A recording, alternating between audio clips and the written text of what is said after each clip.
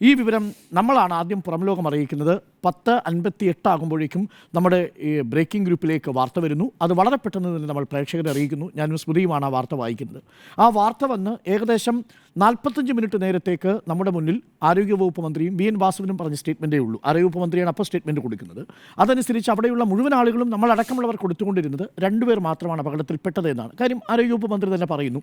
ബാക്കിയുള്ള ആരും ആ സമയത്ത് പറയുന്നില്ല. തുടർന്ന് ഏകദേശം ഒരു 11:45 കൂടിയാണ് ജിമ്മിക്ക് ഒരു വോയിസ് വരുന്നതും. ജിമ്മിയോട് മാധ്യമപ്രവർത്തകർ സംസാരിക്കുമ്പോഴാണ് ഇനി ഒരാൾ കൂടി ഉണ്ടോ എന്നൊരു സംശയം ബലപ്പെടുന്നത്. അത് ആദ്യം കൊടുക്കുന്നത് നമ്മളാണ്. പക്ഷേ നമുക്ക് ഉറപ്പിച്ച് കൊടുക്കാൻ കഴിയുന്നില്ല.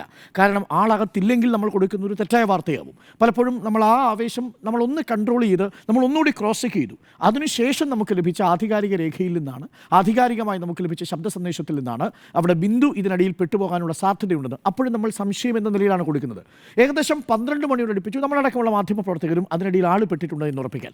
എന്നാൽ അതിനുശേഷം സംഭവിച്ചതാണ് ഏകദേശം 1 മണിക്കൂറോളം പിന്നീട് ഈ JCB വരുന്നതിന് ഒരു സാങ്കേതികമായ തടസ്സമുണ്ടായി. അപ്പോൾ യഥാർത്ഥത്തിൽ ഈ വീഴ്ചയുടെ കാര്യത്തിൽ, രക്ഷാപ്രവർത്തനത്തിലെ വീഴ്ചയുടെ കാര്യത്തിൽ നമ്മൾ ആരെയാണ് കുറ്റം പറയുക, അതിലാർക്കാണ് വീഴ്ച വന്നത് എന്നാണ് പറയേണ്ടത്.